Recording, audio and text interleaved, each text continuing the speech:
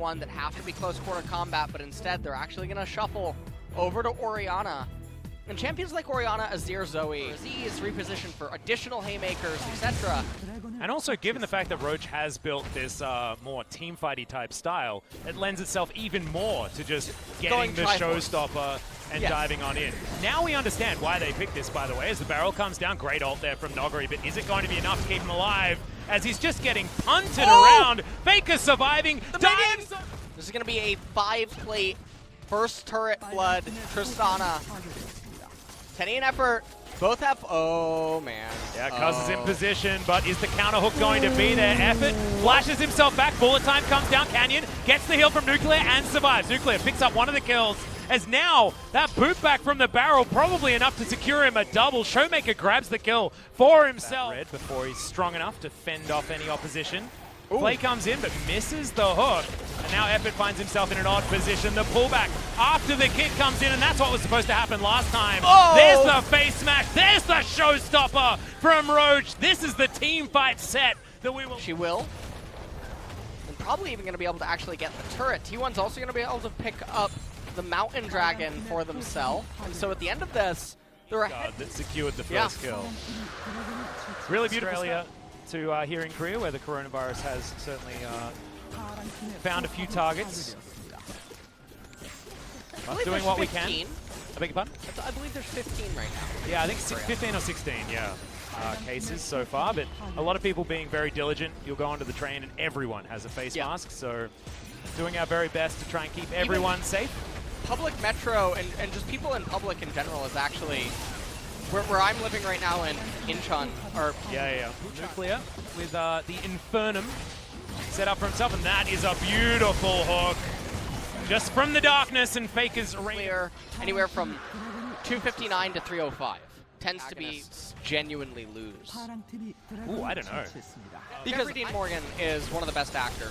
He's a Tekken character, dude. It's so cool. Awesome. Have a bit of a break because that last like 5-6 minute team fight was not enough. like this. As in goes Effort to die. 4 versus 5. Or Kaz can steal this one out of the way. Not able to.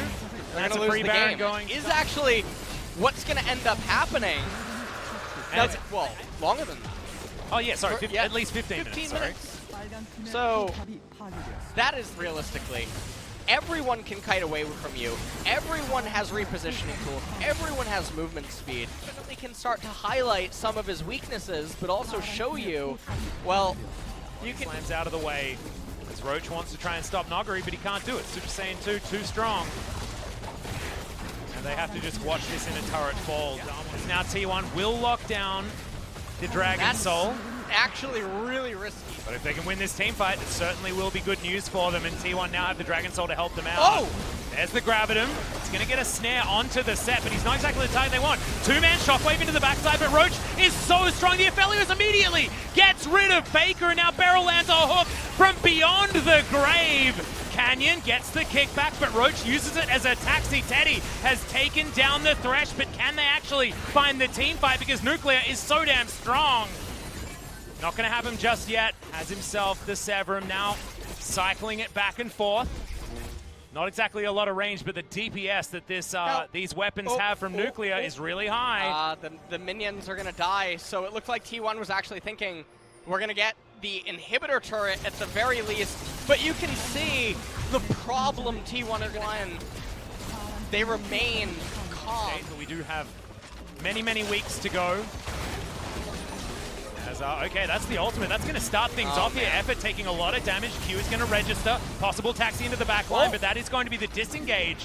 Getting Noguri out of the fight, and the ultimate now on cooldown. Great Buster shot there from Faker. No! The hook back onto Barrel, not the target that they're looking for. That is going to be the first kill there for Teddy as Canyon goes down to his GA, and Roach is just tanking up damage in the back line. There's the bullet time, but interrupted immediately with the Shockwave. And impossible to win when you consider the level of players.